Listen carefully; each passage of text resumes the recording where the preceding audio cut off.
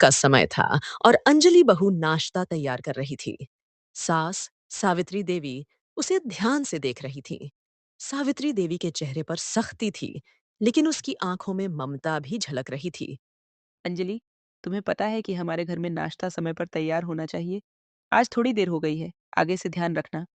जी माँ जी, कोशिश करूंगी कि आगे से देर ना हो। सास और बहू के बीच यह छोटे मोटे निर्देश और नियम हमेशा चलते रहते थे।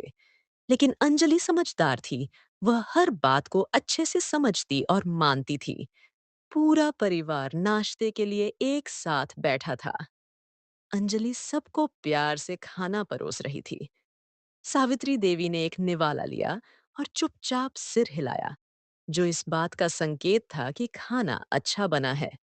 अंजलि ने यह देखा और उसे थोड़ी राहत मिली। आज खाना अच्छा बना है अंजलि। धन्यवाद माँ जी, आपकी बातों का ही असर है। सास और बहू के बीच का यह पल दिखाता था कि उनके रिश्ते में धीरे धीरे समझदारी और प्यार बढ़ रहा था। दोपहर को अंजलि अपने कमरे में थी और अपनी माँ से फोन पर बात कर रही थी। वह अपनी सास के बारे में बात कर रही थी और कह रही थी कि कैसे वह उनकी मंजूरी पाने की कोशिश कर रही है। माँ, सावित्री माँ जी बहुत सख्त हैं, लेकिन मैं समझती हूँ कि वह हमारे भले के लिए ही ऐसा करती हैं। मैं उनकी पसंद और नापसंद को समझने की कोशिश कर रही हूँ। बेटा, सास को माँ का दर्जा देना आसान नहीं होता, लेकिन तुम सही कर रही हो। समय के साथ सब ठीक हो जाएगा। अंजलि जानती थी कि रिश्तों में धैर्य और समझदारी की जरूरत होती है। वह अपनी सास को समझने और उनके दिल में जगह बनाने की कोशिश कर रही थी।